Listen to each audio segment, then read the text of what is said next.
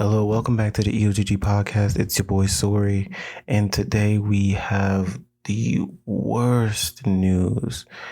We lost one of our dearest friend, our podcast member, our honest brother, JB Jala. Bless his honest soul, his loving nature, his caring attitude. And for a while, it just shocked us to the point where we couldn't even produce any more sessions. And we told ourselves we're going to come back. We're going to have to give a tribute to him. We're going to have to talk about his character. And today, we just want to reminisce on an amazing time that we got to spend with this angel on earth. JB Jala, we will forever miss you. So, it's your boy Samir. What's up? And I guess, my story starts off with meeting JV. Kind of, maybe that was a 10th grade because we were in mock trial and all that stuff, and that was really where, I guess, in a sense, I got to know JB as a friend. Wasn't that 11th grade? It was one of them, bro. Mock trial, science Olympiad, FBLA. I was in all them joints with all y'all and him. So whatever. So we were up in I guess it was like the end of the day or whatever, because we was around Story's locker for some stupid reason. I don't know why we was talking to that guy at that time. But I ain't really know JB. I knew of his existence, because of Science Olympiad or whatever, because of the clubs that we were in. But I never talked to him. I seen him around, I ain't really I ain't get introduced to JB. Nobody really walked up and this is this guy, but I heard his name around because of the people I hung around. So we kind of had mutual friend group. But I ain't really started talking to him until one random day we were hanging around Story's locker and messing with him about something. And I turned to JB while he was standing there and I cracked some joke about Story to him. And then we started cracking up and busting up about that. And then from that point on, we kind of just became friends. I wouldn't even say became friends. It was more at that point, our friendship just became uncovered. It was something that it felt like it was already there. It just, there was never that point that started a conversation between us two until that moment when we just went. Yeah, I'll go, man. I met JB again. How far down in age is JB from us? 1 year. 1 year. Okay, cool. Okay, yes. So then I was in 3rd grade, and he was in 2nd, so it was before we went into the school building,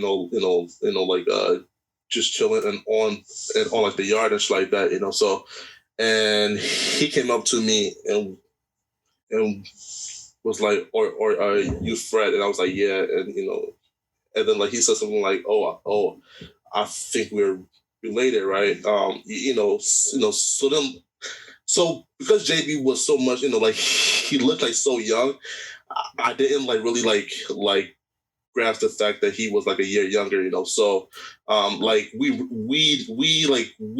never really had a friendship. It's always been a kind of a little brother, brother, right? So I just always treated him as if he was a younger sibling, right? Which kind of led to a lot of our disagreements, So I met him when we were in the 3rd grade, and from that point on, I met his mom, his dad, and etc. So I don't think I quite had the same form of relationship and friendship as y'all had with him. I sort of treated him more so of kind of a little, a little brother. I mean, I think that's how we all felt about JB, though. We all kind of gravitated. I mean, he was our best friend, to the point where we consider him family. Yeah. So he was viewed as the little brother because he was 1 year younger than all of us. Yeah, definitely, man. The way I met JB, I definitely met JB before I met all of you guys. He was the first person one of the first people I met during my time at our school.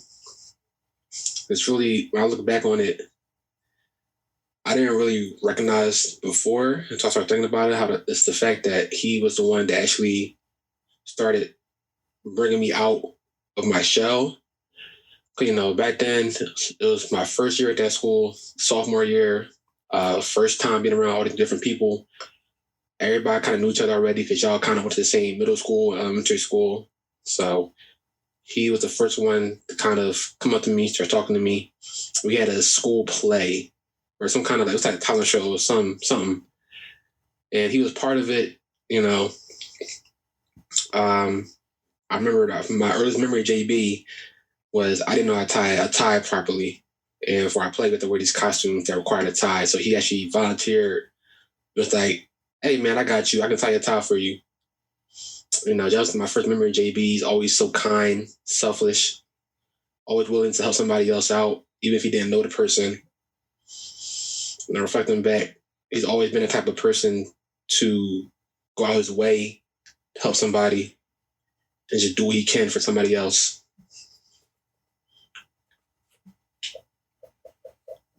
Yeah, but definitely, All right, I'm gonna go next.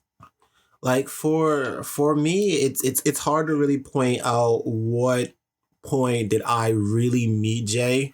Like like in high school, I was typically the guy who kind of just like went up and met, like I made my friends. Like not like to say I made them who they are. Like I will go out and directly make friends with people for the most part. So all the guys who are here, like I was the person to like approach them and basically start a conversation with them in some form of a way, in order for us to like really become friends.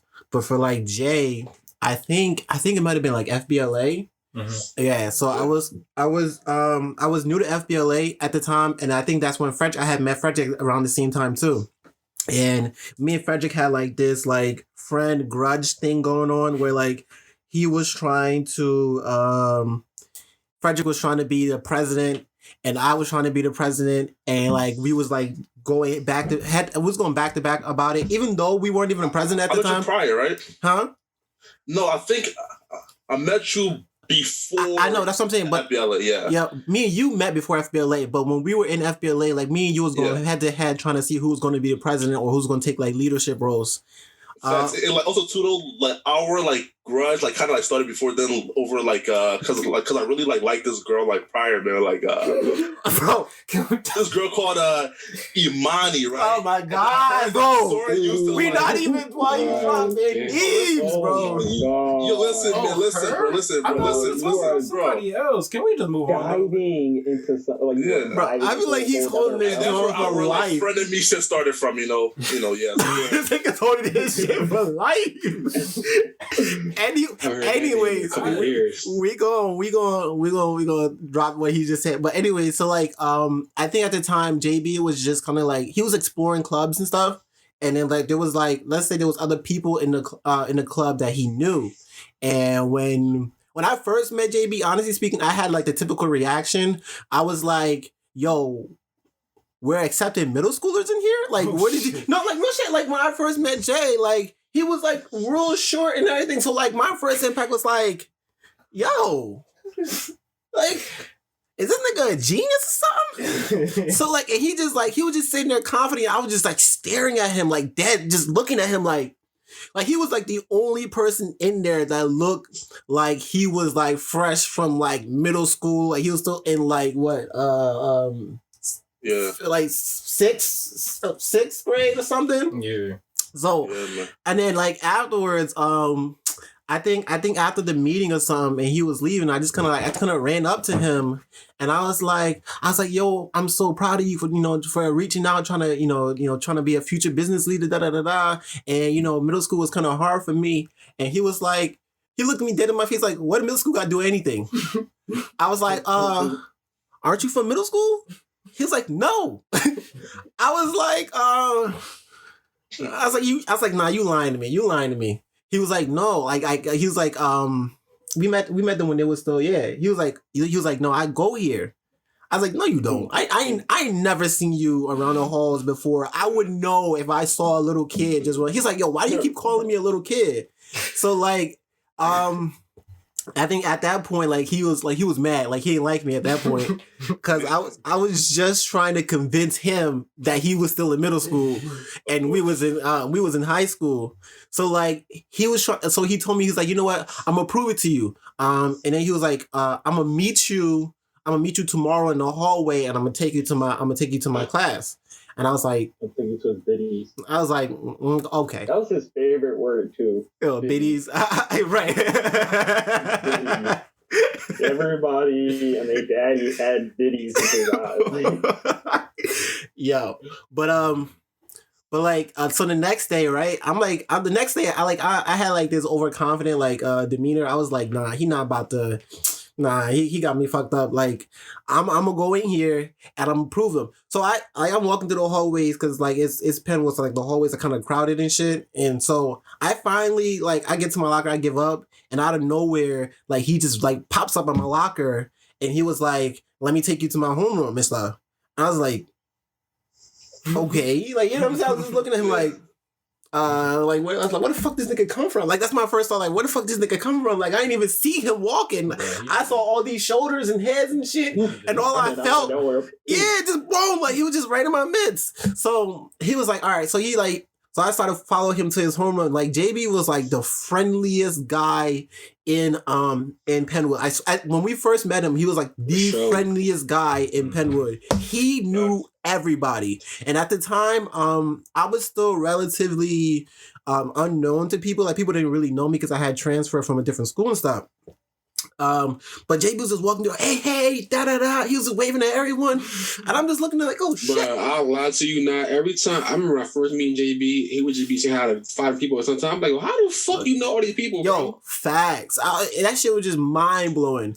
And then what really got me was like all the girls just kind of adored him. Right? So like they would just run up, give him a hug, oh jibbers, and call him all type of like, to call him all type of names and shit. And I used to be, at first I was shocked, right? And then the shock turned into jealousy. Cause for real, like I'm gonna be real with you. Like it really was what it turned into, because I'm just following him around, and no matter how many people speak to him, they will look me in my eye and not say a damn word to me. Like real shit. They just pretend like I wasn't there. So like we were just walking, and he was like, and he turned around. He's like, yo, what's your name? Da da da da. So I'm like, oh, my name is Sorry, da da da. And I gave him a little brief background, and he was like, all right, he's like, do you have any friends here? And I was like, I started fronting. I was like, man, I got friends. I got friends. You just don't know them. They already left. I was pointing to like random ass directions, lying my ass off and shit. And he looked at me. He was like, yeah, just capping my ass off. He looked at me. He was like, you ain't got no friends, do you?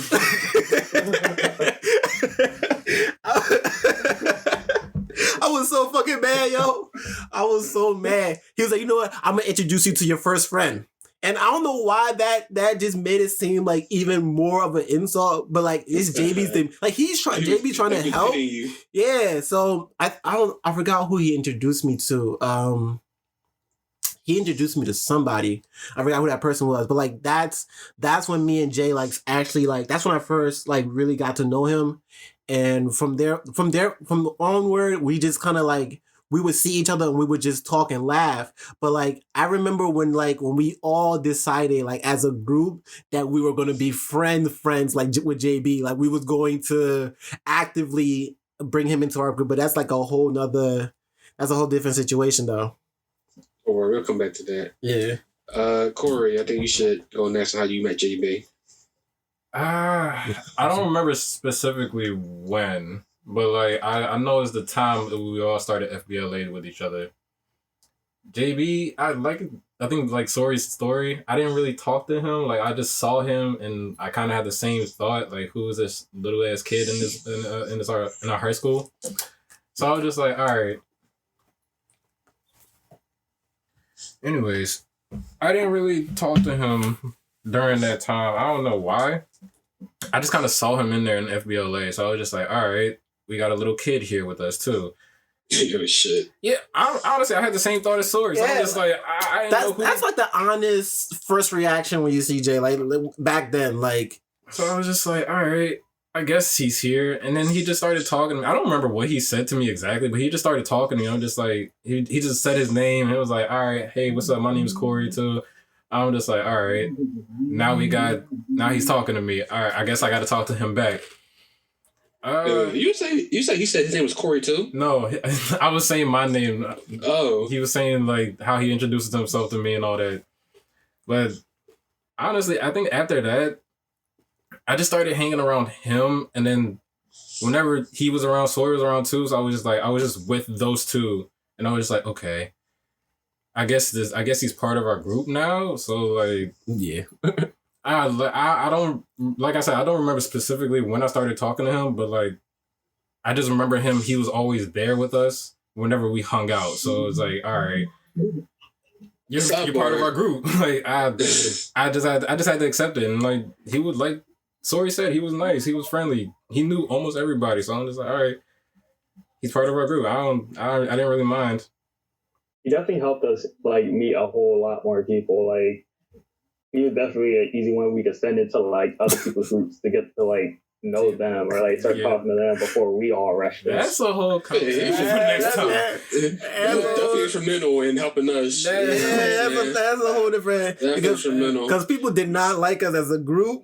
But they love JB, so it was like a whole. Now that I think about it, bro, everybody saying their first reaction to seeing JB like with this little kid. When he offered to tie my tie, I remember feeling kind of offended. I'm like, who the hell did third grader talking about help me tie my tie? Like I'm a grown ass man relative to this guy. Some time. Now I think about it, you right, bro. I was but who is this little nigga? At that point, I just kind of accepted it. He was like, because he was funny, bro. Like, friendly, like, and he not even kind of, he did fit in our group. So yeah, I think that's gonna be a running theme through all our first meeting JB is the fact that like how kind and open he was. But I think Isaac, the last person, has to speak on how you met JB. All right, can y'all hear me? Yeah, we can hear you good. Loud and clear, bro. All right, beautiful. So this is a little bit more difficult for me to answer because like. There's a moment where you meet somebody and you know of them, and there's another moment where you meet somebody and then you know them. Y'all became friends, yeah. Yeah. So I guess the first one, the time I met JB, Isaac, you're going in and out. He went right out. Isaac, you're going in and out, bro. Come on. Immediately. I'm sorry. Yeah, that joke was crazy. I feel like JB knew what you was about to say. He shut your shit down. He was like, nah. That's JB from the heavens, bro. He's like, cut that shit out. No, you're not about to tell this story. JB like, don't care this shit, my guy. I know where this is going. Nope, cut that shit right out. JB was like, nah, this nigga, not story today. right here is gonna be told. Nah, nigga. Bro, I'm telling you, bro, JB in heaven like, bro, nah. All right. So we go take two. Let's go. So yeah, the first time I met JB was at a dance, right? Cool. So pause. All right, good. So we did a dance, and I was working the concession stand with Nurse Boyle and some other volunteers, right? And he came into the dance and I walked through the concession stand, suited up and whatnot. And he was talking to some of the girls at the time. I think people was working the concession with me was Mimi, Michelle, and Sienna. He was talking to them. We're wrong. He put out the whole jaw. It was me. He sounded like he was listening to shit for the cops and shit. It was Mimi. It was Sienna. It was all of them. Those motherfuckers did it. All of them did it. He like Mimi, yeah, the short Asian one. Damn, all the info. I didn't see all that. So he was talking to them, right? One of the girls. And I guess he was trying to make his move. And I asked him, hey man, are you interested in buying anything? And he said something. I don't remember what it was, but this led to me kicking him off the dance and throwing him outside the entire school. Oh shit. I don't remember what it was. I don't know, it was real snide. All I remember is the next moment I knew, I grabbed him by the pants and I threw him out the goddamn bed. Oh shit. And that was that. You know what that remind me of? Like the Fresh Prince of Bel-Air when Uncle Phil will always throw jazz out like that. Like that's what I imagined that whole situation went down like. Isaac yeeted that nigga, bro. Bro, that's all I know. I was like, yeah, that's you getting out of here. So and then I think where I really got to know JB was when I started really picking like up martial arts, and I would practice by the tennis courts. So and this was after I put the tennis team. So I'll practice there, and after I got to see y'all after practice, and JB was there as well. And I know at some point, we would just walk home together. Because I knew Tamir, and I knew of Corey, and I knew of Story because of we had class together. So that was kind of my way in. And JB was there too, making these remarks. And I was like, oh, this guy's not too bad. And I think from that point onward, where I really got to feel like I really met JB was when the group was going through some tribulations within the group. Oh shit. Lots of trials. Yeah, a lot of them. And he was trying to be the mediator in the group, try to peacekeep. And he would ask me for advice from time to time. And we'll go like, hey, what do you think about this idea? Do you think it would work with this person? Or yada, yada, yada, yada, yada. I think that's where I really got to have an insight as to how JB was as a person. You know, the fact that he was putting others before himself, even when he was sick, just to figure out how to peacekeep in the group. And because most niggas, when it comes to like drama filled shit like that, most niggas just let go, you know? And it's like, that's it. That's the end of the day. We ain't friends no more. But JB would always try to keep in contact with the broken parts of the group and will always try to mediate between people. And that's where I got to feel like, okay, that in itself takes a lot of mental strength. Because you're going to have people from all these different corners telling you, no, hang with that nigga's fucked up, yada, yada. And it takes a lot of mental strength. That's why I got to know that even though he's not physically strong, mentally, this man was unsurpassable, like a mountain. Mm-hmm. And that's where I really got to see who JB was. Nah, see, like that's so true, you know, like in terms of like how he would like for example, right? I think that me and this group, you know, like we had a falling out, like more so towards the, I don't know, man, like if it was the senior year or junior year. It was senior year, bro. Like, definitely senior, it was senior year. It was most definitely senior year. Yeah, you know, yeah. So there was this girl who I would not name, right? You feel me? You know, you were forever petty, bro. Like, damn.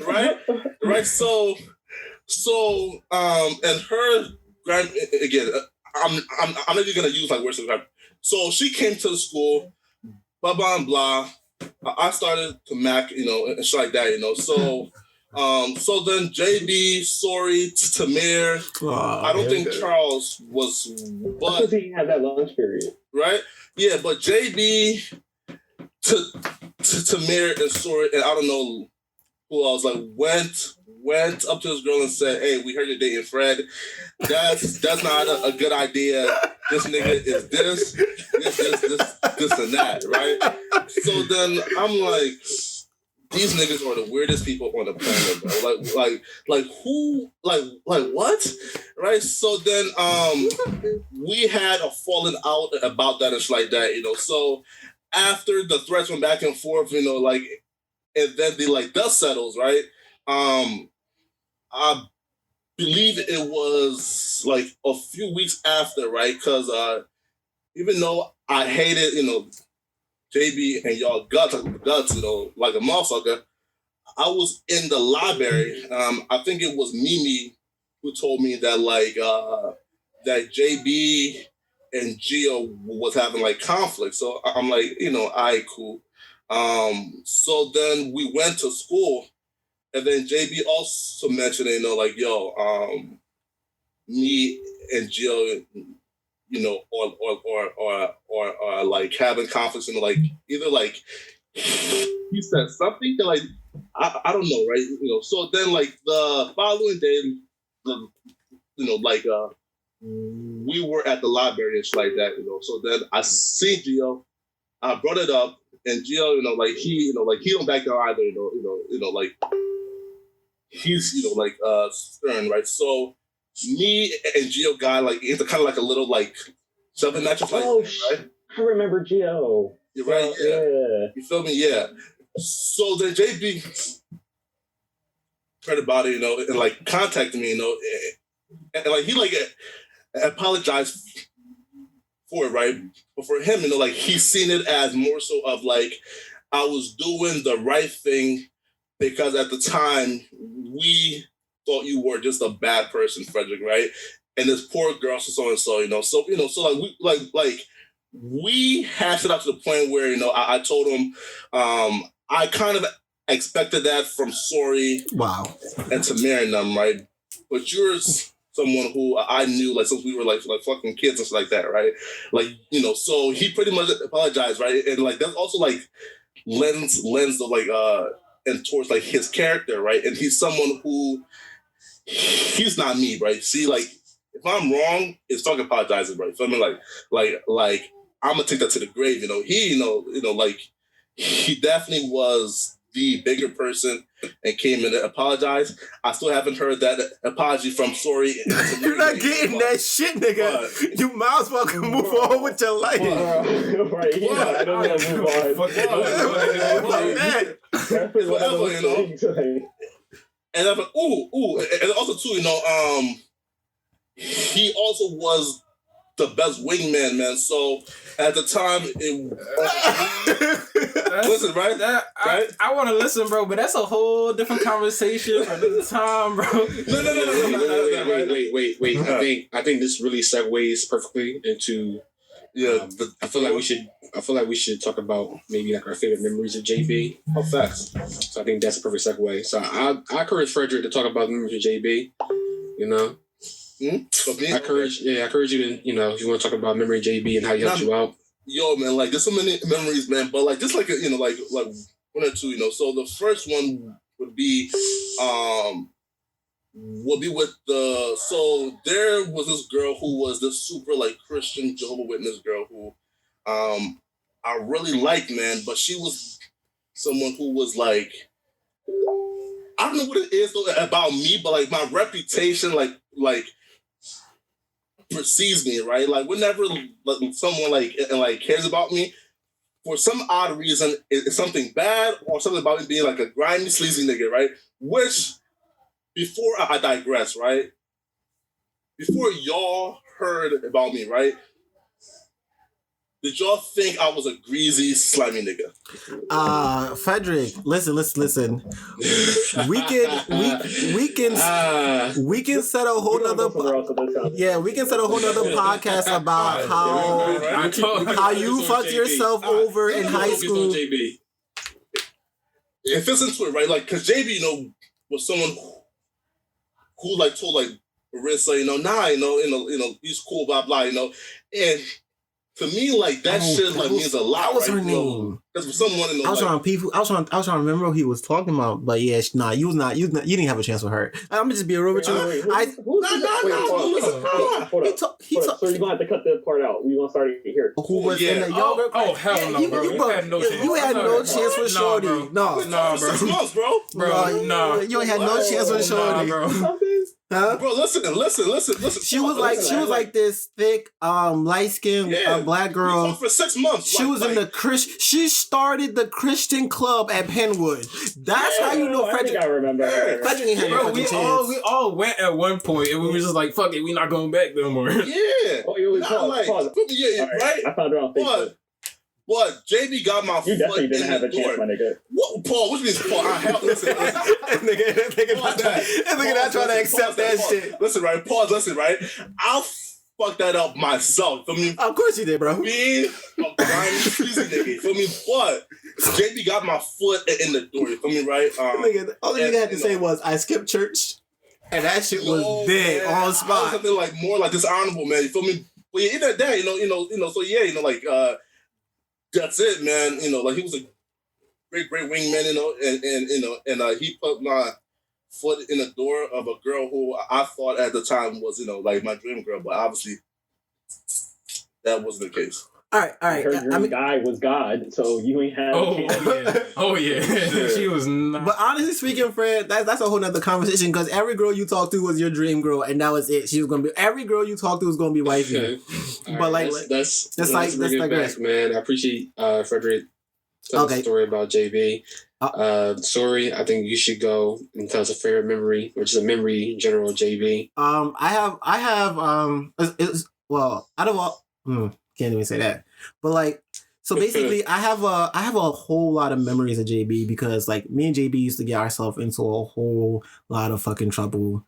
For the most part, we'll always get ourselves involved into trying to help other people with certain things and stuff like that. So we had Captain Saberholes, we all know. It wasn't Captain Saberhole, but like no, nigga, it wasn't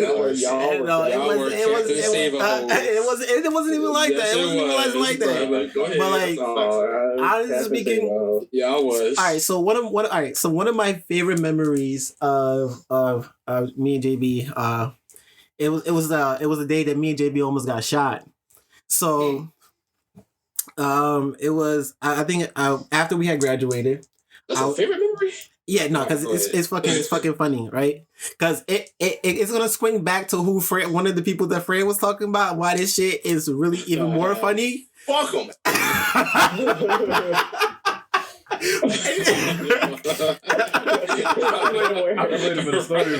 Bro, right. I gotta get quiet. Like, all right, let me go ahead and tell this story. Right, so. All right, so everyone who's listening to the podcast, right? So y'all, Frederick keeps saying that JB was the best wingman. He wasn't. I'm gonna be honest with you. Like, I'm gonna be 100% honest with you guys. JB was not the best wingman, and the only reason that Frederick thinks that JB was the best wingman because JB had the biggest soul, so he will always try to help people.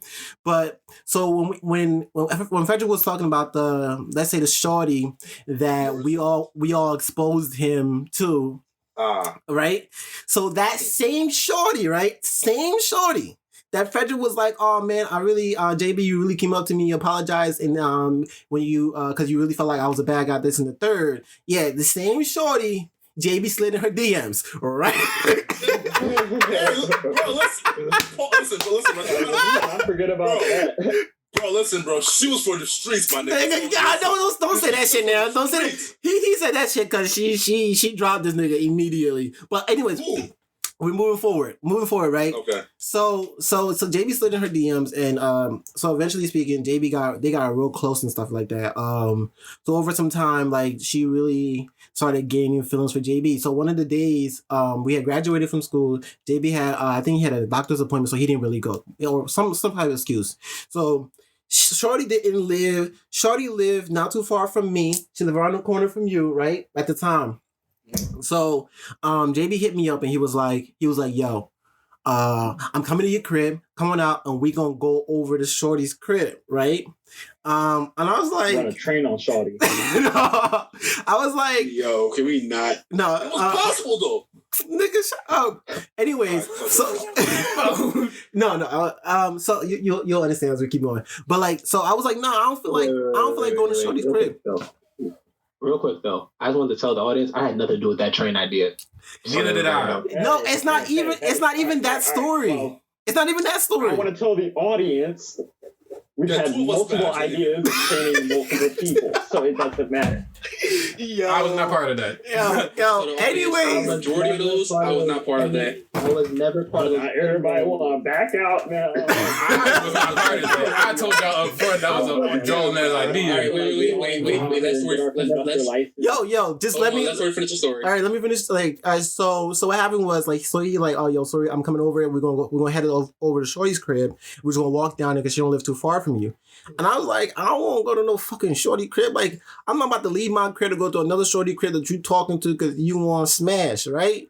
And he was like, bro, you supposed to be the best wingman in the group, da-da-da-da. You know you're supposed to come with me, da-da-da-da. You're supposed to have my back. And he just made me feel guilty as shit. Like, he was just going off this list. So I was like, all right, fuck it, come over, right? So he come over. He had like that big smirky JB face whenever he about to get himself into some trouble. So we walked down to Shorty crib, right? And mind you, it's like the crib is kind of big though. So we get inside and she's in like this shirt and like a underwear. And my first thought is like, oh shit. Like I was just like, oh shit. Like I'm like, oh shit. It's about to be one of those kind of situations. So JB JB pulled me to the side, right? And he was like, you're gonna have to be in the kitchen, right? I'm like, what the fuck is in the kitchen, right? So, yeah. Hold on. Clicking. Okay. So I'm like, fuck, I ain't about to be in no goddamn kitchen. I'm mad as shit, right? Because you're not about to leave. You made me leave my crib to come to a shorty's crib to spend time in the fucking kitchen. Like, nah, fuck that, right? And that wasn't a good idea too, because her grandpa. Shut the fuck up, nigga. Like, I'm gonna get there. So, so what's it called? So like they over there and they're sitting on the couch, whatever, and they're like smothering after each other, and I'm sitting on the other opposite couch and I'm watching it. I can see this shit in my fucking face, and I'm like, yo, this is real awkward as shit. So apparently she had this little dog, right? And like she's like, this dog is like running around and shit. So JB sent me a message like, yo, you gonna have to handle this dog.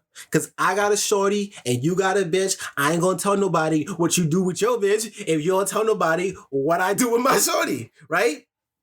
And I was like, what? So like I go, I'm like, no, fuck it. Yeah, everybody knows for the fact I don't like dogs. Like, yeah, I have like terrible memory with dogs. So you like dogs, cats, hamster, parrots, like no pets.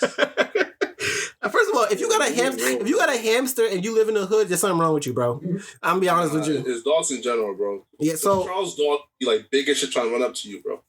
Anyways, so I go inside the kitchen, right?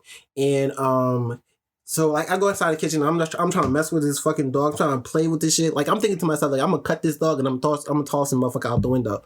So all I hear is like these weird ass noises and shit coming from the living room where Jay and the shorty is, and I'm like, oh shit, my man's in them cheeks, right? I'm like, my man's in them cheeks, right? Hey. No, here. So I'm like, my man's in them cheeks, right? I'm like, okay, all right. This nigga comes running into the kitchen, right? And he looked me dead in the face. He looked me dead in the face. And he was like, bro, I did it. I was like, oh shit. And I was like, that's kind of fast, but I ain't gonna say nothing. So he looked, no, it gets worse. So he looked me in my face, right? He was like, bro, I licked a nipple. What? Oh my god! So oh my god! So he handed me he handed me like this Lunchable, whatever the situation is, right? And I'm supposed to keep this dog occupied by feeding the dog some fucking Lunchables and shit, right? So Jay go back in there, and you know he does a little smug walk and shit, like he about to go in there and tear some shit up. So I'm in the kitchen and I'm like, yo, this is some weird type time shit. So after a little bit, all I hear is her run to the window, and she's like, oh shit, you guys gotta go to the basement. I'm like, the fuck is you talking about? I ain't going in nobody's fucking basement. So she's like, no, you gotta go in the basement. Yo, you gotta go in the basement. My grandpa's here, and he don't like when guys are in the house. I was like, what do you mean he don't like when guys are in the house? How many times has this happened where the nigga has to tell you he don't like guys in the house? Right? He don't like guys in the house. Right? Like, what? So she's like, no, I can't. I'll explain it later. So she's shoving me and JV down in the basement, right? And mind you, her basement is like, it has a lot of inside the basement, and it's like dark as hell. It's like one window all the way in the corner, and there's a box that's blocking the window, right? So we can see a sliver of light, but other than that, we can't see shit. So I'm in the basement, JB's in the basement, and she's like, just be quiet, don't say nothing if you don't want to get shot. I'm like, shot? I'm like, what do you mean get shot? I would have fucking left. I'm like, I'm out. So You doing too much, Shawty. shit, yo. So it's me and Jay, and then so I'm standing in the basement, and I can't see JB. I can't even see my own fucking arms. Like, it's dark as hell in his basement. So JB's like, bro, where you at? I'm scared. I said, nigga, you scared? So he was, What? yeah. So like we can't see each other. So all we hear is a dude walking upstairs, right? And all we hear is like, he's like, yo, was somebody in the house? And she's like, no, nobody was in the house. I can just make you say. She's trying to like coerce him to go upstairs, like to the top Just go upstairs, basically, so we can like escape out the house. But he's like, no. So he pulled out this gun, and you can hear him cock the gun, like, yo, if there's someone in the house, I ain't gonna say her name. Like, someone's in the house, yo, I'm gonna have to handle this. And JB was like, oh shit, we gonna get shot today. I was like, nigga, I'm like, yo, you telling me I'm about to get shot today, y'all, because you want to lick a nipple? Just one, not both, but just one. Yo. I was so fucking mad, yo. He was like, what? It was been my dream all my life. I think y'all came over my house and explained that story to me. Yo, so apparently she manages to get him to like, I think she like made him something to eat or something like that, and she was like, yo, she sends JB a text, right? And then the text says, just go out through the back door in the basement. And so he sends me the text to go out through the back door in the basement. I'm like, motherfucker, I can't see what the hell this back door is at. So he was like, all right. So he like grabbed my hand and he was like, we're gonna figure out like the map. And then he gonna start singing the song from Dora, right? He was like,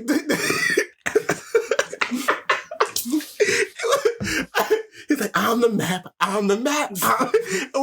We creeping through the basement and he's singing this goddamn song like I'm the map. Like he's like dragging me along. And I can't tell you how fucking pissed I am to be in the basement with this nigga right now.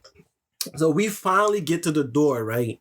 And so you basically like you have to like leave the back. And like, and then she was telling us like we have to hop over a fence and then go around the house or some shit like that because it's like the area is kind of weird.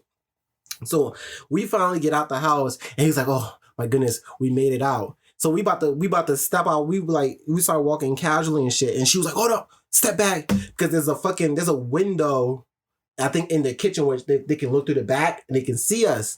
So she's like, don't move, you gotta wait, because if you move, he's gonna see you and it's gonna be a whole problem. And JB was like, oh, he's like, at least we made it outside though, you know? I was like, if we die here, then we made it halfway through the mission. I said, mission? I was like, nigga, I'm not a part of this. I'm snitching on you. I'm gonna tell him you the one that was licking nipples and shit. I ain't had nothing to do with this. I just came here to play with the dog. So we eventually speaking to Doolies, and we like hop over the fence and we walk around, right? So we walking home and shit. And I'm not talking to this nigga. I'm pissed off, so I ain't saying shit to him, right? And he's like, you good? You okay, buddy? Come on, bro. Don't be treating me like this, man. So we were heading towards Corey's house, right? Because I was like, you're not about to go back to my crib. I don't fuck with you right now. So we was heading to Corey's house. And before we get to Corey's house, he's like, yo, we have to figure out a way how to tell this story so it don't make it seem like we were two gay people in the basement and we finally came out the closet together. I was like, that's what the fuck you're worried about? You're worried about people thinking that we were gay? Not the fact that we almost got shot today? He was like, we didn't though. Oh my god. Yo, oh my god. We had like there's a whole lot of stories. There's the remember when we went down to the shorty's crib and when JB was supposed to be getting a Wally and shit, and I'm talking about that party. Yeah, that party, right? Yeah. And we was all like, we all thought JB was about to get some cheese. Come on now. Go ahead, bro. Go ahead. I say, wait, let's. I guess it's perfect time to jump in time here. Take it away, bro. You finish your story? Yeah, go ahead. Yeah, all right. Y'all gonna have to help me out with this because again, we was all right. I'm a precursor to this for everybody. We forgot, or I guess JB was probably the only one that actually knew this was going on, but there was supposed to be somebody's birthday party that I guess we ended up going to. But the day started off with us just randomly deciding to go to Sorry Crib just to get a little lit, have a good time. The only fun part about being at Sorry Crib when we was lit was one time he tried to climb through this vent that's like right next to this couch. It's a real tiny vent, like one of them joints that come out the ground. And he tried to climb through that to escape the house. Admittedly, that was mostly my doing because he asked me if he should do it, and I thought about it for a second, and I'm like, I kind of want to see this happen, so I told him, yeah. So he was able to kind of jam his foot in the vent. Fast forward a little bit, Tori somehow managed to get outside. What am I doing? He asked me if he should go outside. I told him to run for it. Yo, you so fucking asshole. And none of y'all chased that motherfucker but me. Bro, I was turned already, so like I couldn't do nothing. Like if I would have gone down that hill, I would have died too. But we gonna fast forward to the fun part of the story. So we still at Story House, coming down or whatever, trying to sober up a little bit. And JB's like, yo, y'all trying to go to something, little sister birthday party. I don't know why we like 15, 17, whatever fucking age, but we just decided to go to this little girl birthday party for no damn. This was the summer after we graduated. That was? Yeah. Wasn't it? Yeah. No, it wasn't. Yes, it was. No, it wasn't. Because yeah, because he was still at that's when we kind of first met them. But we knew them while we was in high school. Because remember we that party set in the whole events like afterwards. Yeah. So we graduated. I know what you're talking about. Yeah. So for some reason, we was like, yeah, let's go. Story drunk, I'm drunk, Corey a little bit. We're not gonna talk about that. Charles, I don't know where you were, but he was with us. Charles was popping shit. I don't know what you're talking about. Man, nigga, yeah, you were popping shit that day. I don't know what popping shit means. Like, nigga. You know what I mean? Yeah, what the fuck? No. Then that happened in the year before then. Because he wasn't popping shit that time. It wasn't that time? It wasn't that time? Okay. What are you talking about? They still say popping shit. Right, I'm confused what that even means. Anyways, go ahead, story time. Go ahead. So first off, there was a struggle trying to even get to the house because we wobbling all over the street trying to stay sober and shit. And me and Story still acting up in the back, like trying to do something for some reason. We get there and JD introduces us to the I ain't gonna drop names, the anti-EOTG. You can cut that out if you want to, fam, but I'm gonna still call them that. And we were there trying to remember because I was faded. Most of my memory blanked out. I remember Story threatening the Doc McStuff going against the ceiling. Okay, remember that. Hold on. Okay. So let me quickly explain that situation. So, Angela, this is the best. No, explaining. No, hold on. I'm explaining. I'm explaining. Go past that. Time American, your story. You were slumped on the floor trying to fight that Doc McStuff on the ceiling. That's all you need to say. That's all so, me and Corey standing in front of Story trying to block him. JB's over here talking to what's her face's mom, just like so she don't know that we over here with this drunk guy, like we real fucked up at this birthday party. So we having a good time, eating some cake, drinking, like not drinking, but like drinking or whatever. And then music started playing, and we just started dancing a little bit, and it didn't even like a lot of people dancing. So us being the slight wingmen that we are, but like also terrible wingmen because we should never have encouraged this boy to do this. We had, and all right, she gonna know who I'm talking about, and I'm gonna apologize now for saying this on our podcast, but Shawty with the fattest ass there, we decided to send our smallest nigga to go handle that. Oh shit! Bro, that was the funniest moment I've ever had with the bull. Oh, I just remembered that. She was over there dancing, minding her own business, just having a good time, and we hyping JD up, like, yeah, go handle that. You know who you is. You know who she is. That's your bestie, bro. That's your best friend. Like, you got it. Get up on there, and you just gotta like grind with the beat, put your hands on his or whatever, right? I wish I could show y'all the gesture. So this got up, crept up behind her, right? And he was on for a little bit, like a solid 2 seconds of riding the beat and her. And then he stretched his arms out and did this weird body jerk or something that had nothing to do with the beat, the song, or her. I don't know what the fuck it was. But he looked dead at us with most approval. Bro, what our dumbasses did? Looked, shook our head, thumbs up, the whole nine, like, yeah, go ahead and do what you do. Like, this nigga up. Oh my god. Damn well, like Shorty's legs, like made up half his body. Oh, the ass made it up to like pretty much his face. when she bent over. So like you can imagine this tiny nigga trying to like literally handle like an ass. I don't know how the hell he did it, but bro, it was fucking hilarious watching this guy try to like get a wally from the grind. Like it looked like it was his first time ever having a girl like on him that's not just sitting on his lap like as a friend. Like it was the most funniest thing I've seen. Like and he goes with us for so much approval. Yeah, one of the things I do want to add to that story though, I feel like we were all proud of him. Like even though we all knew he was kind of like fucking up, it's like the first time, like Tom Mayer said, first time he was actually like feeling some ass on him. I think we all looked at him like we're just proud of our nigga. Like we're just proud of him for accomplishing that. Like, we was cheering that on, you know. And her mom and sister, like, yo, they was all up in that living room too. Yeah. Like everybody saw this happen. I'm still proud of my bull for that. Like that's how you do it, right in front of the mom too. Yeah. No type of fuck. Yeah, she really didn't give no fucks. All right, go ahead.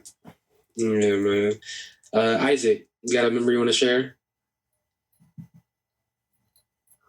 Oh man, this is hard. But I wouldn't have anything particularly funny that I can speak on camera right now. Best memory of JBB Chomp. That's appropriate for the podcast. Nigga, what? It gotta be everything we just said wasn't appropriate. Like, what are you talking about? There was a story about him getting a wally. There was a story about him licking a nipple. What could you say that's worse? Oh, man. The one time JB shot someone. Oh shit. No, bro. He really hit somebody with a car, bro. He really hit somebody with a car, bro. What? Yeah, yo. I need to hear that story. So apparently, so apparently JB was driving in a little get up. He because his peoples had a car, right? And the car wasn't let's say it wasn't operating because it had like a broken headlight and it was like jiggling or whatever. About the illegal status of that car. Yeah, that car looked like it should have. Oh my god! That car looked like it should have had a retirement account and gave up a couple years ago. Real shit. So he's driving around with Karen, right? Damn, I name dropped this shit. Man, it's cool. No, they don't know which Karen. Karen's a typical white name. He was driving around with a Karen, right? Like, bro, if you talking about JB. Okay, never mind. Fuck it. We're gonna cut that out then. Hey man, I thought I was gonna be slick with that shit too. No, drop that name. There ain't no way. So it was fucking like pouring rain and shit. And you guys already know JB don't got like the best fucking vision out there when he be driving. When JB's driving with a girl, his mindset is never fully focused. Okay, it's always on the girl. Point blank. Period. So. Yeah. So he's driving and it's like raining and like this person apparently like just like randomly walks onto the street, but it's like it's raining, so like he couldn't see the person fast enough and he hit the person. And like it's weird, like the person did the Isaac kind of situation where like he just kind of like rolled off the car and got up and just kept pushing. So like, yo, I was just like, yo, he came back. Man, that rain sucks. That shit hit hard. And he told me that shit. I was just like, okay, my nigga. Whenever JB calls you at night, you just know it's something. He about to tell you something crazy. Yo, for real. Like, there was a time where when we supposed to be hearing Isaac's story. Oh, never mind. I got understand. Go ahead, Isaac. It be like that. It be like that sometimes. It's how many numbers you have with JB in general, you know? Like some of us more than others. So it's not too crazy, not too bad. But yeah, damn, the best memory I had. What's really stuck out? I think with the Florida trip run, the first time we went to Florida together. So it was me, my girlfriend, and JB, right?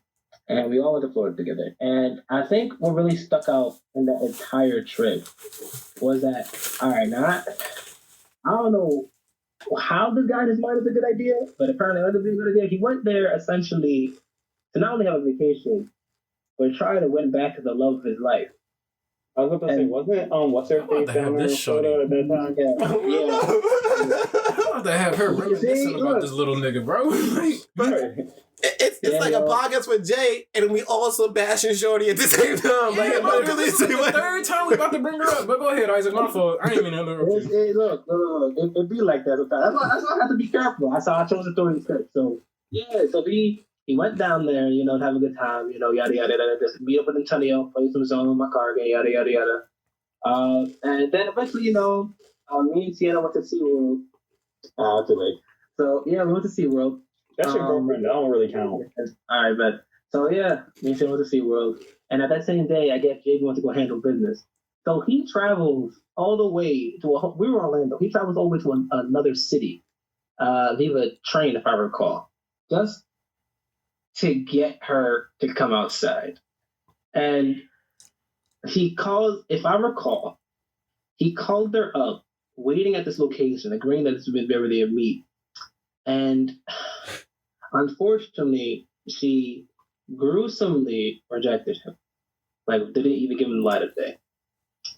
And to my knowledge, based on what I've heard, he spent the entire time, I guess, consoling himself and I think crying. And by the end of it all, he comes back to the apartment where me and Sienna were. And I asked him how he was doing. He didn't tell me it was okay. And I said, something's wrong here. He's not telling me the whole truth, you know? So I confronted him like, hey, man, what's going on? Something happened. You were gone for an entire day. Nobody knew your location. Loki, I thought you might have been gone. So I was like, no. And he, you know, eventually, after a little push and shove, he confesses. And he explains the story to me. And basically, he said he pulled a me, where he flies down another location for a woman to see if he loves her or not. And I looked at him and I said, that wasn't a good idea. And I told him it wasn't a good idea because based on previous history, this girl did not really fuck with a nigga like that. You know? Like, they had a falling out. But I told him I was proud of him because he was willing to take those steps to make that kind of emotional growth. You know, like he wanted to settle this and was willing to do anything he could to settle this feeling for himself, even when he knew that it was going to blow up in his face and he was going to feel terrible for it. And he did it anyway, which, as I said before, is like one of the key things that always came out to me from JB. Yeah. Can I say something with that real quick? Yeah, go ahead. I will put it on the record 100%. I would never do some shit like that. That's 100%. That's why JB was a whole lot better than me. Like, I ain't gonna lie. He was better than me when it comes to treating people right. A little bit better. Cause like, all of us. I would never travel to Florida to do that. Like, I'll call you up real quick. Like, yo, what's up? Like, if you don't pick up then like, click. But like, no. He literally went there on a risk because he was communicating with her prior. He went there on a risk, not knowing whether or not he was actually on the train stand by himself when he got to that location. And there was only a chance that this girl would even pick up and actually come out to see him. And he took it to the face, and when she said no, and she said no in a more tasteful manner. Tasteful. The type where if you sat there nearby, the type where you sat there nearby him, you would be like, "You gonna jump her or like what's going on?" Like the shit she said was wild. But anyway, bro, it was honestly something that was said that shouldn't have been said. But I was proud of him for it because he was willing to look the devil in the eye, like his fears of rejection and anything of the sort, that pain, and still try to face it. And that's one of the things that really came out to me, which is why I fuck with JB, is that strength to look the devil in the eye and say, I'm gonna beat you no matter what comes my way, is what really shines. I think that would be, I guess, my best memory. Just that part. And when he said that what motivated him to do it was me, I felt some type of way because I was like, I didn't think I would influence you to make that step. And it was a mixture of a good and bad feeling. Why? Because I felt good because I was able to be a role model to him in some way, but a bad feeling that I kind of put him in harm's way. But he said it was okay because, you know, he got something off his chest that he was able to get past, and that's what JB's known for. Just trial after trial, he gets back up again. Trial after trial after trial. Yeah, he just kept moving. That's man. That's a lot bigger trooper than us. That's one thing we all say about JB. I think when it comes to his willingness to go above and beyond for other people, definitely something to aspire to, look up to, and try to embody, just in his memory. Corey, do you want to share like a favorite memory of yours with JB? It's not a favorite memory, but it's just like, it was just something that happened with us. But I can remember, I think, so between the group, we say a lot of stupid shit. Wow. And once you say that stupid shit, we will be on your ass for it. For like the rest of your life. Okay. So it was one time. Oh, I know what you're about to say. I know what he's about to say. It was one time we were driving. I think we was going to go play tennis or something. So no. We was going to go meet. Was going to the Shorts crib. Oh yeah, she had some little party. So at the time, I was working at Chick-fil-A, and my guy. We tried to spare him, but this was like the stupidest question he could have asked me. He was like, "Does Chick-fil-A serve breakfast?" Knowing that McDonald's, Burger King, every other fast food, sells breakfast. So, as we started clowning him for that. We was like, "No, we don't sell breakfast," or some shit like that. So we was like, we just kept going on and on. We just kept clowning him for that just because he made that comment. It was just like, come on, bro. Chick-fil-A always sells breakfast. So you're not about to ask me some stupid question like that. So, what was it? I think after that, he was just like, he just decided not to say anything else after that. And he was just like, fuck it. I'm not going to say no stupid shit around you guys anymore because he knows how we are. We're just going to clown him for that. I think I was thinking of another story too. I can't really remember right now. Honestly, it's just, we just had a lot of memories together, to be honest. I can't really remember like specifically which one, but it was we just had a lot of funny memories together. Had the time. I'm just kind of glad. I'm glad I've just met him. Let's go with that. Yeah. For sure, man. I think for me personally, like Corey said, it's hard because we shared so many memories. I'm pretty sure it's hard for all of us. We shared so many memories together. We've spent almost every damn day together. Yeah, facts. Yeah. Going through school, kind of grew up together, shared experiences together, learned together. So it's kind of hard to pinpoint just a couple different things that embody JB the way that he was. I think for me personally, one of my things personally that I'm going to hold on to the rest of my life is how I think somebody mentioned earlier, how he just always tried to hold people together, even when it's detrimental to him.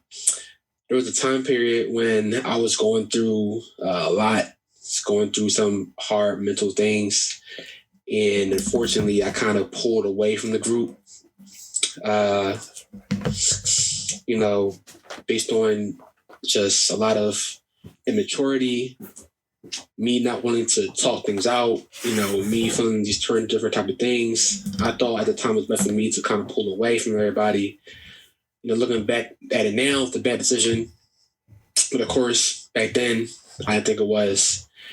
And JB, I believe, after a certain point, was really the only one still kind of communicate with me, trying to bring me back, trying to explain things, understand like my point of view and my mindset and why I was doing things I was doing. I remember vividly him just kind of texting me off the side, like, bro, I'm not giving up on you, on us as friends. Like, we've been through so much together. We've been through a lot emotionally. Like, we've been through things that almost broken us up before, but we still got through it. I don't care what's happening. I don't care what's going on. Like you're my bro, you're my friend for life, and I'm not gonna give up on you. And fortunately, one of the things that why I broke off from everybody, JB was a central figure in it. So at the time, I didn't really, really took the time to understand or try to see it from his point of view. And I think that's going to be one of my biggest regrets. Now that he's no longer with us, I didn't realize his character, his strong character, at that time. But yeah, man, I remember just him texting me almost daily, like, bro, come on, like, we got to talk this out. We got to figure things through. We got to meet each other. Like, we got to do some things. And his perseverance and just trying to keep us all together as like a family unit, as friends, as bros. That's one thing I'm always going to remember JB by. It's his heart, his soul, his spirit, the way he was kind of like the glue that stuck us together when things were going bad or things weren't going the way it was supposed to go. I'm getting a little emotional just talking about it right now. But, I think just to summarize everybody's story kind of talked about how even though we was going through things together, whether it be funny, endearing, emotional, JB was kind of the centerpiece that always kind of, made us stick around and grow as a family. Charles, yeah, I'm a run off of what you're saying, and I remember that time too. And I feel like during that time, it was like me and you had like the biggest conflict, especially when you were trying to come back to the group. And I was like being my hard headed self as usual, and I was like refusing to be friends with you again. Cause like the whole falling off situation, and I remember it was JB who would like always come to my house and be like, "Yo, listen, like he just wants to have a conversation, like he wants to talk about what happened with him." But like I was just like I was at the point where I was like, "Nah, like he's not my friend no more." This and the third, and I was so adamant about it, and I like to this day like we both know like if it wasn't for Jay, you and I probably wouldn't be friends because like for sure, like I have for sure like blocked you out. And the one thing that just really made our friendships like whitewash all the problems that we had was the first time he went into the hospital and he had that like near death experience, and that was what really shook all of us as friends, and it shook everyone to the core.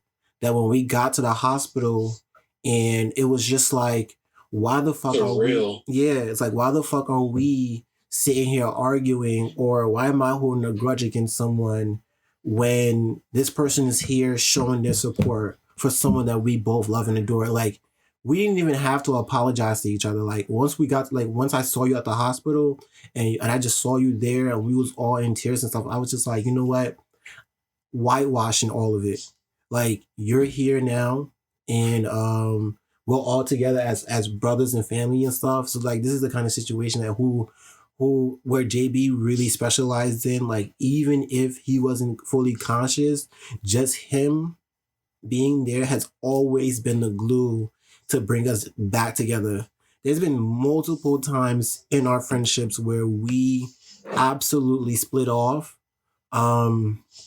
Me, like I had personal family issues and stuff like that, where at times where I would just like start cutting people off and just being to myself. I know Corey had his situation, Tamir had his situation. I don't know if people are really comfortable expressing it, so I'm not gonna go into it unless they want to. Isaac even has theirs, but out of every single time without fail, whenever one of us really had a situation, JB would like no lie, he would always be the first person to contact you and like pull up on you to just for you to tell him what's going on and how he can help you get through whatever situation you're going through. Um, I'm a be open. Like, I had like a bigger struggle when I was living with my mom and my stepdad, and like that shit tore me up on the inside because I was one of those people who like I had my mind set up on where I wanted to go in life, like after high school and stuff. Like I had my mind set up, and for the longest, I thought that my family had a college fund for me, like or like some form of assistance that helped me go to college, and that we were on some grounded.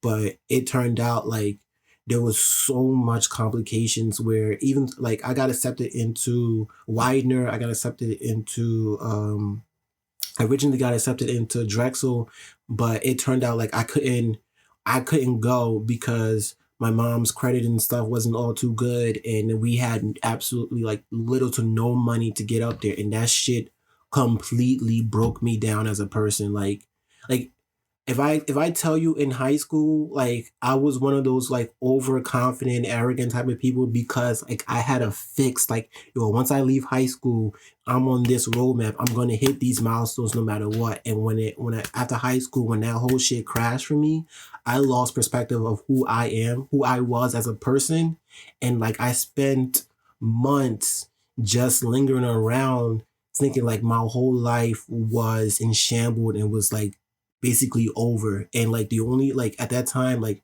the person who was really helping me get through that was JB and his mom and stuff, who would like keep trying to motivate me to apply to community college and like all these other schools and stuff. So like me and Jay has gone through like some of our hardest moments trying to help each other help each other get through whatever circumstances that was in front of us, and helping me get my mindset back on to like even if life hands you these unexpected circumstances, you are still capable of living your best life and aiming and achieving your goals. If any of you guys want to share stories like that, because I know we have one of those really rough stories where it was primarily JB who came in and really helped us bring us back from the brink of like mental destruction, emotional turmoil, family issues, financial issues, especially relationship issues. I can't. Oh my God, yeah, especially relationship issues where we would always talk to one another, but he would always be at the center of someone we knew that we can talk to and express how we're feeling openly to. So do you guys want to share like things like stories like those or like Yeah. It's not more so a story, but more so a confession. So for a while, especially around the time I remember when I came back from University Park, my first year of college. I came back here for 2 years to go to a branch campus called Penn State Brandywine. Around that time, I started hanging with you niggas a lot more. And apparently my house became like the base where so much shit happened in my house. And in fact, as a side note, I think my funniest memory, I think with JB, okay. nah, it's probably not the funniest, but the thing that what he's involved in was when he came, is when he came to where I was to pick up my keys. So story. I knew it. I knew that was going to be a story. I figured. Yeah, yo. That was the one. That was the one, I think, where this nigga drove these two people out to come get my keys to my house. Yeah. So yo, that house was like a base for us at some point. Like people would come and go, discuss their problems, and Jay would be there a lot of times. Be like, I remember one time where one of the boys was having relationships and their girlfriend needed a place to like vent, and JB brought her to my house so she could vent. And I would sometimes when JB would come over just to sleep or just mess around or work for me because he worked on my car game. And sometimes he would just go to me and be like, and I never understood this because it was baffled me. He's like, yo, Isaac, you're like the red guy for Voltron, like the leader. I was like, no, I'm not the leader, bro. And I kept telling him I'm not the leader, bro, because and the reason why it always baffled me that is like saying I'm not the leader because he was the one who would be the first on the scene. That's what a leader does. You feel me? Y'all may have come to my house a lot of the time, and a lot of time where maybe there's financial issues, I might be support. But the person who was there, who was able to let me know that my niggas had problems was JB. This is why I could assist. You feel me? if there was anything that's sort of a messenger or beacon of hope, it was JB. Because he was always the one that would drive y'all to my crib so y'all could stay there. When y'all slept over, it was literally through either Corey's car or JB's car so y'all could stay there. That's why I told him, like, no, I'm not the leader, bro. You're the one. And he just like, nah. It's like, you and he always told me, like, you got the money or yada yada. It's like, no, I just know how to make money. But that has nothing to do with being a leader. A leader is one who's able to find the weaknesses and strengths of the people around them and capitalize on it and make sure they grow on it. He knew when y'all were in trouble. He knew when we were upset. He knew. He gave great detail to our characteristics as a person, and he could read it. And he would, and if something was wrong, even if the situation wasn't ideal for it to confront you, he would hit you up later and be like, hey man, I noticed this was going on with you. What's going on? You feel me? So, a confession to JB Jala, to me, he was the leader. He was the person who was in front of the pack. You mean? Not the strongest physically, sometimes not the brightest, but that leadership that is definitely what was needed. Because I'm pretty sure there's a lot of times where one of that niggas could have fell off the earth and we would have known for a long period of time. Like, and JB would be the first, constantly persistent. So I know it would be sometimes where when we're using the kick group chat, a nigga would disconnect and we would be like, damn, some shit's going on, right? Or someone would leave the group chat and we got some shit's going on. And the first person to immediately go to the DMs was like, hey, yo, you good? That was JB. You mean? And a lot of times when that happened, JB would be sitting next to me, like, hey, man, I think something's going on. And I was like, I don't know what's going on. And he was in a situation, I'm like, and I give him some little advice, but he would be the one to take the energy, to take that starting point. And that's why I always thought of him as someone who leads the group. The person who try to push your plans, aside from Sori, which a lot of times can be a little aggressive, right? Wait, what happened? Like, so, aside from Sori, but Sori would push your plans. You're way too aggressive. You could at times be aggressive about it and be like, so fuck it, you know? But like JB, especially when it came to making moves or like going into at times where like when I remember one time where like I guess Corey would go through things and we would try to go to the city a lot to help Corey get his mind off of things. And JB would try to get that initiative and be like, hey man, let's just go to the center city and just walk around, remember that? Or like the time we did like Pokemon Go and just kept driving around in the car for like about an hour or two. Yeah. I wasted so much gas on that game. Yeah, yo, that was a good time. But yeah, JB was the one that had the leadership.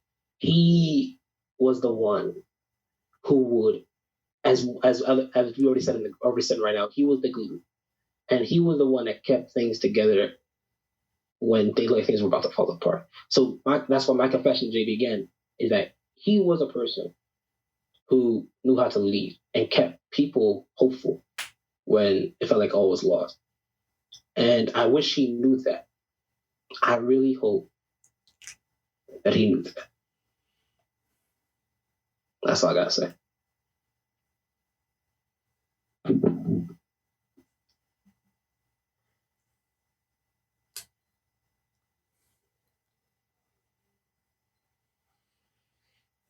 Yeah, man. And who's next? You.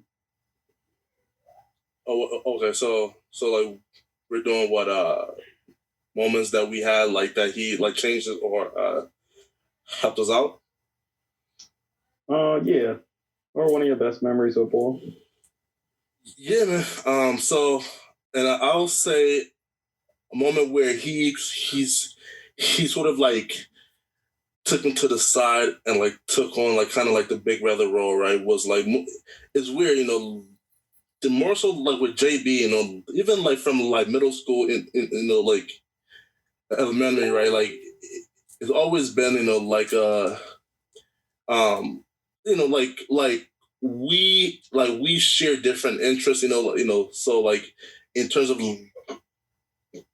the hanging out, we wouldn't quite do that, but you know, like I'm always somebody he could call, you know, say, hey, you know, like he's bigger than me, you know, that, right? But like one memory, you know, where like he sort of like helped me grow was during like in FBLA, man. So he became FBLA president. So I felt some kind of way about it, like I'm the most qualified person here. How, right? But it does kind of like speak towards like in his leadership like skills, right? Like where JB, like he was like a natural born leader, right? Where people wanted to like him, and like follow him, right? And like he had like this way with people that I didn't have, right? So he won. I was a tad bit tight about it, right? But it was in like my mind that the next time around, without a doubt, is gonna be me, because JB I think was like retiring his title, right? He was like, I don't wanna rerun, right? So I was like, I'm gonna crush these niggas. So then the election happens, and I believe it was me and Charles running for president, and then Sori was running for something like vice president or some shit, right, like that, right? So it was time for the election time. I came up. I'm out there going in, bringing up like facts and just being like, just venomous and hateful, So the election happens. Charles won, I think, right? Which I was still, tight about it, right? So then, like just being like just mad and super tight about it. I began to resent Charles and the rest of y'all, right? Because like I'm like, yo, like Charles been here for only like 6 months. Y'all not voting for me was definitely spiteful and hating, right? So then JB, like he sort of realized where like at these like FBLA meetings, I was definitely detached. I really wasn't fucking with y'all, right? And he said why, so I was like, man, yo, like y'all some hating ass niggas, feel me? Like why wouldn't why wouldn't y'all vote for me, right? So then he like pretty much explained it, and it was like just so simple, and he was like, yo, people vote for people they like, Frederick, right? Like you have my vote until you came up and was acting like an asshole, like a dick, right? And then it was like from like that point on where I was like, damn, like it's definitely something like in me that I have to work on, that I definitely like have to be a better leader and more, and more likable, So I'll definitely say like he definitely like helped me in terms of like learning like how to be a better leader, right? Even like now, right? I definitely like take and those lessons with me now, because like I like now like I own like a Spotify playlist, and a few other like consultation services, right? And like I definitely carry like that lessons, right? Hey, yo, like be likable, and like you'll be fine, because I was just like a dick, man, and like I definitely think that he definitely helped like shape me to be a better person now, looking at Frederick 5 years ago, it's polar opposites, Now, I'm more towards I'll say I'm a nicer person because of JP. Yep, and that's it, man. He definitely humbled us. How? He definitely humbled us from like what we were when we first ran into him from Facts. Years now. Now, definitely a lot more humble. Bro, when like I told you that I couldn't even understand, like I felt like that's kind of like something that like follows me, right? Where it was the arrogant and cocky, and like he definitely helped like shape like the new form of me, right? Where it's, yo, like you don't have to be on defense, like all the time, right? Like you don't have to be hated, like you choose to be hated, like coming and like and going off on us and then asking for our votes in return was like retarded, so like he definitely wanted to humble me and definitely, like taught me a lot on like how to be like, like a better leader. Yeah, JB was definitely good for that. Does anybody else have any really inspiring stories they want to share about JB? And how he helped them grow as a person? Because if not, the next, like, I guess one of the last things I do want to do to honor his memory, me personally, just the way he was, I do want to take the time to honor him by taking on something that he embodied, his spirit. I do want to try to be more, I guess, just more forthcoming. JB is the type of person that always approach somebody if something's going on, something's wrong. He'd be the first one to step up, reach out to the person, ask like, "Hey, you okay? You cool?" That's something I want to honor his spirit by trying to be more like that. Just so I can learn, from him and always have him with me. Does anybody have something that JB inspirited that they want to take on or kind of do more of in honor of JB? I would definitely say I definitely want to be one of those guys who will say, just like reach out more, right? Like even like with like us, right? Like once I left, like it was pretty much like I'm fucking gone, right? Even like with y'all, I feel like the like only person like I sort of like really had like a relationship with was like Sawyer, and like once I left, like it was pretty much like like fuck Philly, fuck everything about Philly, like I'm gone, right? And like I kind of abandoned like all the relationships that I had, so I definitely want to be I would say more gentle. I definitely want to, like be one of those guys who shows more empathy, who like cares more, and who can like reach back out, like and be like more so of a glue, and like and try to bring people, with me, right? So yeah, definitely be like more humble, and then try to like reach back out more, like to folks in my past.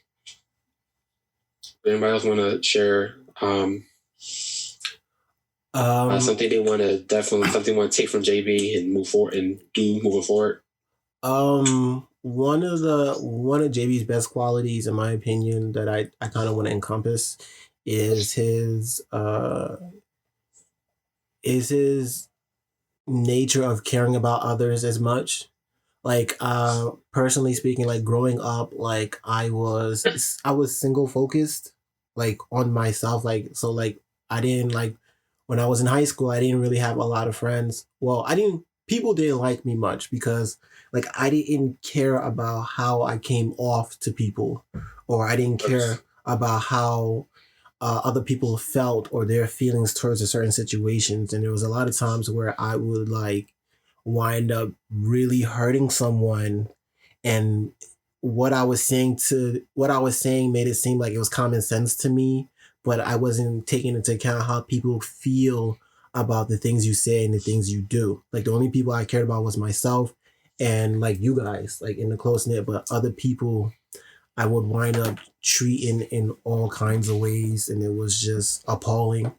So one of the things like I want to encompass more, and I've been trying to do that, and JB has really been one of the biggest motivational factors for that, is actually caring more for other people and being there like a support system for them, or someone they can lean and rely on to have their back when time comes. Yeah, that just going forward, I want to really reach out to a lot of my family more often and a lot of friends, and just change the way my demeanor comes off to people.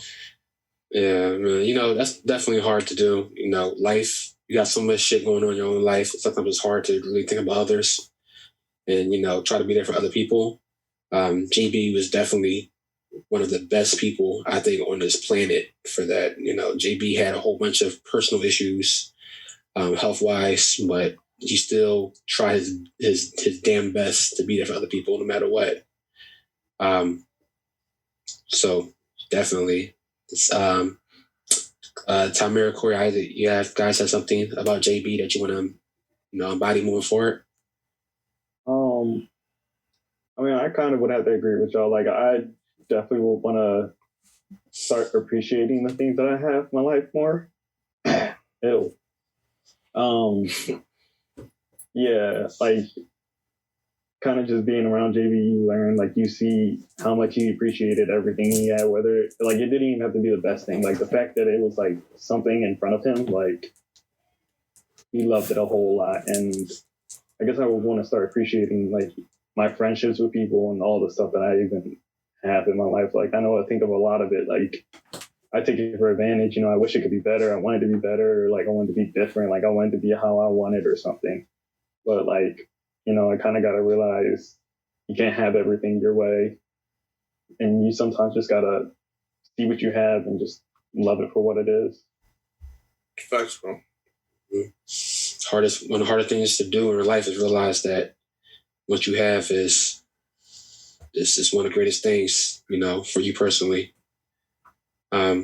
Corey, Isaac, you got anything? His strive for him to keep going. Like, for me personally, anything that I do, I always try to look for it to be perfect. Like, no mistakes, no anything like that. But with him, JB, it didn't matter. It didn't matter where it was perfect, it was half-assed or anything like that. He just kept going. Like, even after the fact, like, he came out the hospital the first time he went in, and then you saw how he was. He didn't stay in the house. He always traveled. For sure. He didn't let his whole sickness get to him. He just kept going. That's honestly, that's one of the things I would have taken mostly from him. His strength, his resilience. He just kept moving. It's easy, it's easy to get caught up in your own personal lives and feel like what you're going through is the hardest shit ever, and get caught up in that. But then you realize JB, going through 10 times worse than you were going through. You still find the time to push forward, smile, reach out, live his life as best as he could. Isaac, got anything? So,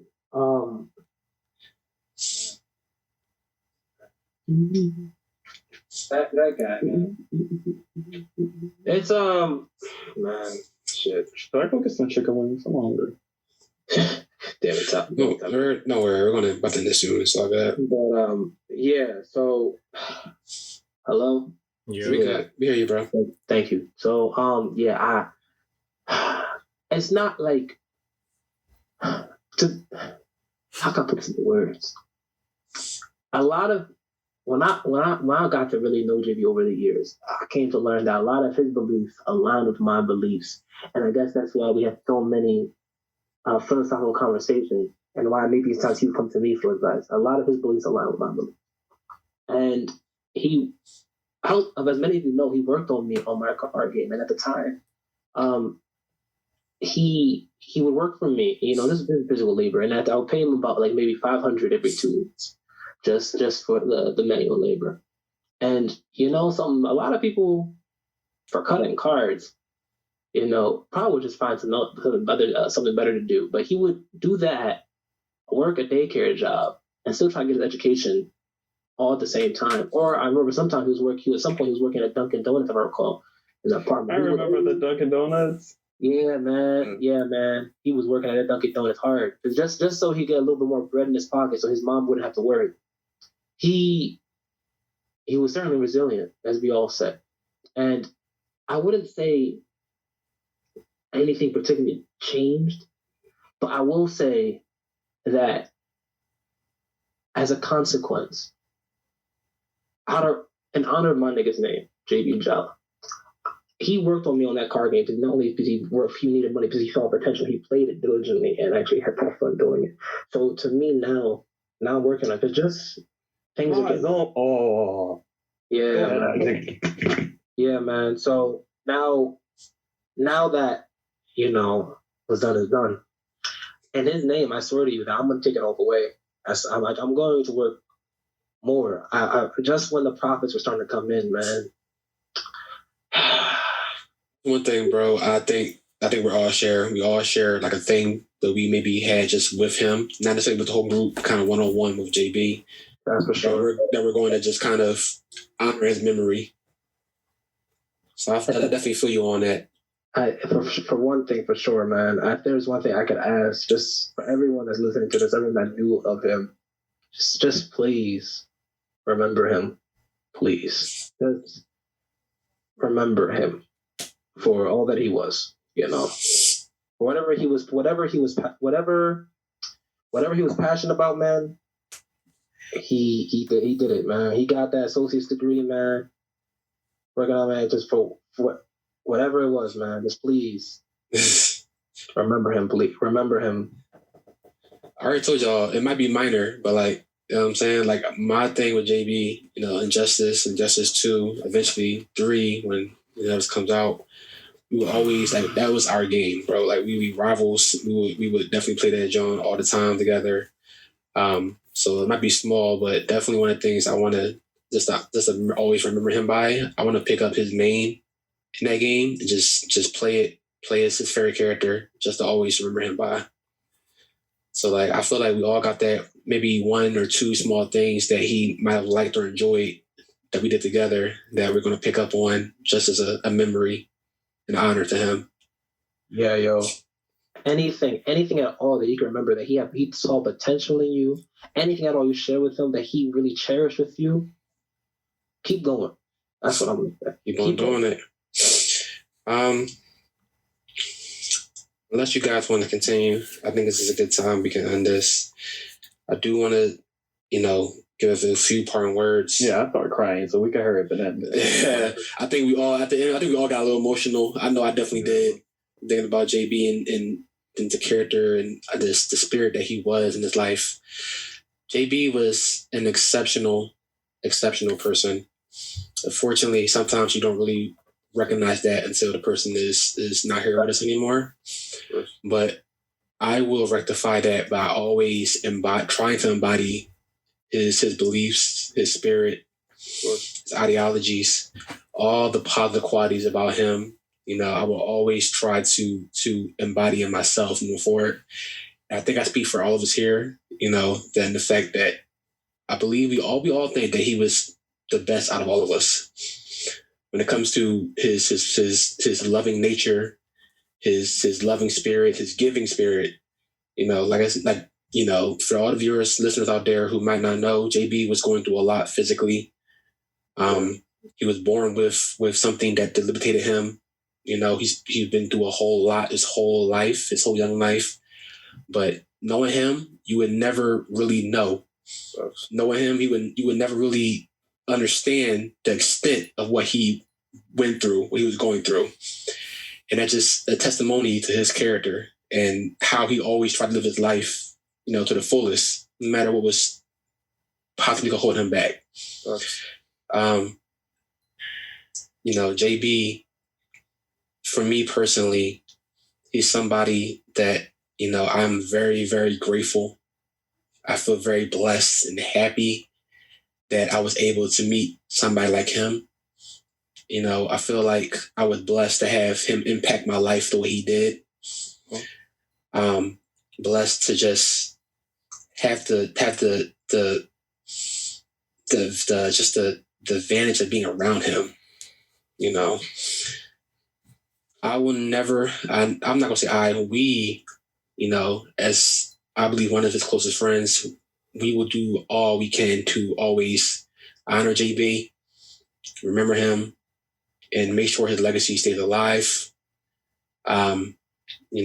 just as a little abridged, we're going to try to make a foundation, in his honor, in his name, in his legacy, just so everybody and people all around the world can understand how great he was for all of us in the world at large. Yeah, man. And like also too, I'm not sure if y'all are already doing this, but I haven't done it yet, but like reach out to like his little brother, because I definitely want him to understand, that like he has like a bunch of like a bunch of us, right? He can rely on, he can trust, so definitely, like at the funeral, I'm definitely gonna, like try to reach out to him, and let him know, I'm here for him, financially, or anything else he needs. Yeah, I gave full my number. It was like, yo, if you need anything, just let me know. Call me anytime. Yeah, man. Yeah, man. That's one thing. Like I said, JB, I'll definitely always try to remember, like reach out to people that you love, that you care about, that you cherish. Unfortunately, the way life works, you never really know, the last time you ever get to speak to that person. None of us here thought that he would, we'd be making this episode. None of us here thought that we'd be talking about him in a past tense. None of us here thought he wouldn't be here with us today. You just don't know when somebody's gone. You don't know when it's the last time you'll be talk to him, be around him. So just always make sure the people that you truly love and cherish, you hold them close, let them know how much you care for them, you love them. And try to just, embody JB. Just try to make the world a better place, man. He's one person that I feel like made the world a better place. Yeah, man, like it's so wild, man. Like, cause like last time like I talked to him was he had just graduated, and like he was looking like back, like back to normal now, getting back his way, So then, to go from that to like now, man, like that, man, like it's just crazy, man. I was stunned, bro. Yeah, man. So. Rest in peace. Rest in eternal peace. JB Jala. I wish and pray that you always look down upon, not only us, but everybody that you held close and dear. Yeah. I want you to watch over us, man. If I can just say something to you personally, just know that, I love you, man. You're like a brother to me. Shit, you were a brother to me. And I'm always trying to. So as you guys heard, we are looking into setting up a foundation called the JB Jala's Life and Love Foundation to help other family members who are going through the same struggle as his family went through while he was in the hospital dealing with this terminal disease. The foundation is basically meant to help give financial assistance to those kind of families, and we definitely will be keeping you guys updated. We put the link in the description box below with the group, the Facebook group, for everyone who really wants to reach out and to get more information. We really would love all of the support that we can get from you guys. And please, please, please understand that this is for the right cause, for family members and people who are suffering through critical illnesses and have to deal with massive hospital bills and regular monthly obligations and all that. So don't forget to subscribe to the YouTube channel, like us on Facebook, Instagram, Twitter. We definitely will be keeping you updated with our podcast session as well as with updates on the foundation.